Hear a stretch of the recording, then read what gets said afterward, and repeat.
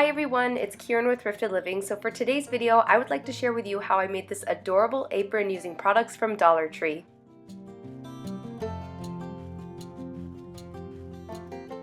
For this project, you will need these flour sack towels that you can find right now at Dollar Tree. You will also need some of these headbands. I found these a while ago and I just love the lace pattern. You will also need some pillowcases. My Dollar Tree has several different colors, but I chose to match the pillowcase with the stripes on the towel. And you will also need some ribbon.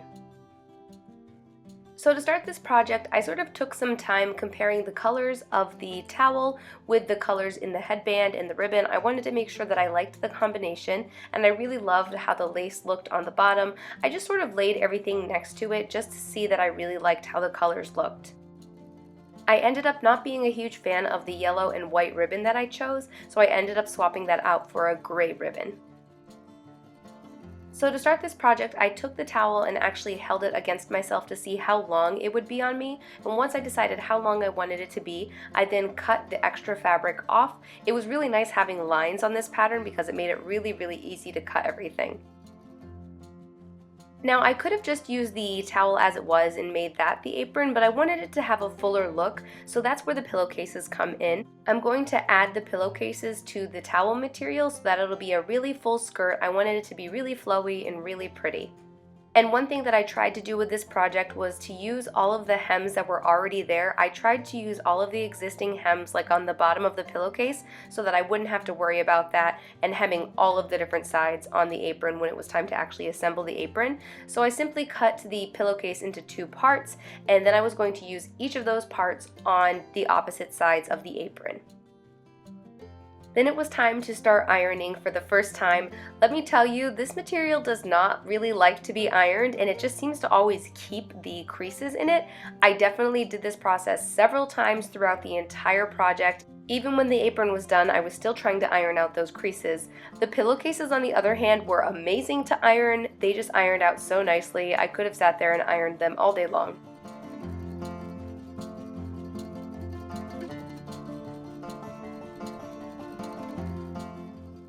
Then I took the towel material and lined it up with the pillowcase material so that I could see exactly how long it needed to be.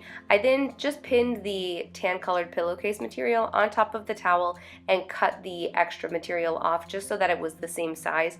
And I just pinned it together because the pillowcase material is kind of slippery. I then cut the pillowcase material in half. I thought about using more of the pillowcase, but then I felt like it would be too full, so now I have two separate pieces that I'm going to attach on either side of the towel material, making sure that I lined up the hems together. As I said, I really didn't want to have to worry about hemming multiple pieces, so any part of the pillowcase that already had a hem, I just utilized that piece. I then stitched the pillowcase material onto the towel material, and I feel that I should let it be known right now that I am not an expert seamstress.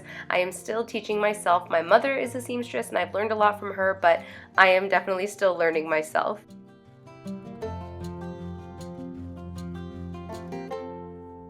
I then hemmed the side of the pillowcase fabric that had the raw edges just to make it look a little more clean and finished.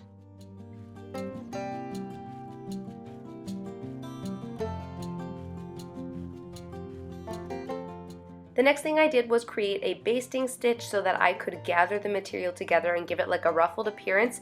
I am by no means an expert at this. I know you can do it with a sewing machine, but I have only done this like one other time before.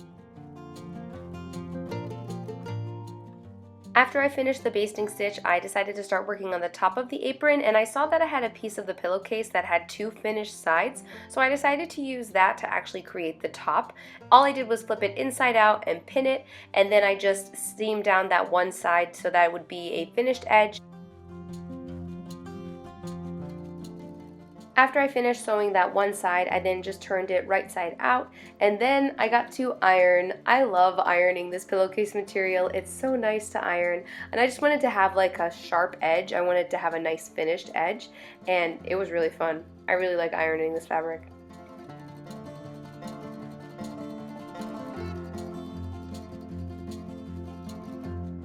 I then laid the top of the apron out and I put the bottom on top of it, and then I sort of started just like ruffling up the bottom, making it look pretty, trying to get it as lined up as I could. I then took a gray ribbon that I absolutely love and started pinning it on top of the ruffles. I then stitched the fabric onto the gray ribbon, and if I had more ribbon, I think I would have done some on the back as well, just to make it a little more substantial. It was a little difficult to stitch onto the fabric just because of all the ruffles, but as I said, I'm still very new to sewing and I'm sort of just trying things out right now. I then took some of the ribbon that I had left over to create a strap. I originally was going to do 2 straps and then a tie, but then I ended up just doing one that I could just put right over my head that I wouldn't have to tie. As I looked at the piece, I thought it looked a little bland on the top, so I decided to take some of the extra material that I had from the towel and create a little heart to go on top. I love hearts, and it's almost Valentine's Day, so I thought it was fitting. So I just created this little template, and I needed to size it down a little bit because it was too big, but I finally found a size that fit on the fabric, and I simply just pinned it on top, and then I was able to cut it out, and it just looks so pretty. I love how the lines match the lines on the bottom. I love it that it's the same material, and I feel like it really just pulls the piece together.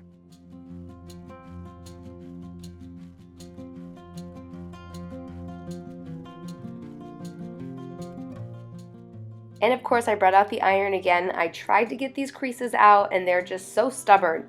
They were able to come out mostly, but it took quite a while of ironing them to get them out. I then simply took the pieces and put them one on top of each other, and then I just pinned it to the top. I did both of them because one by itself was a little sheer, it was a little see-through, and I just really like how it looks with the two of them together.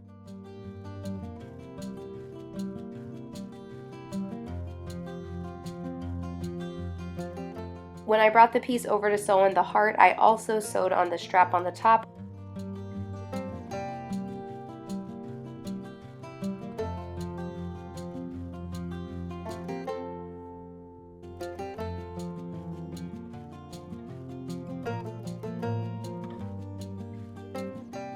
After the strap was sewn on, I then started sewing on the heart. Anything that I can add hearts to, I just absolutely love. I've always loved heart-shaped things, and Valentine's Day has been one of my favorite holidays.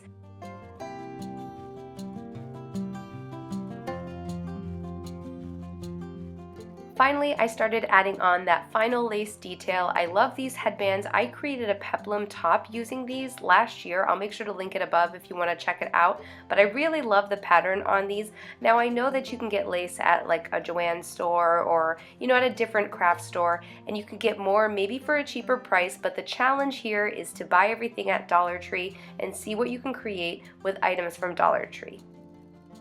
After the lace was pinned on, I then started sewing it on, and what I try to do with the lace is I try to follow some of like the thicker embroidered spots just so that the stitches are hidden, and so that's what I did when I was sewing on the lace. After I attached the lace, I then also sewed the two sections together where the two pieces of lace met, just so that it looked like one solid piece. And here's the finished apron. I love how it turned out. It's so beautiful.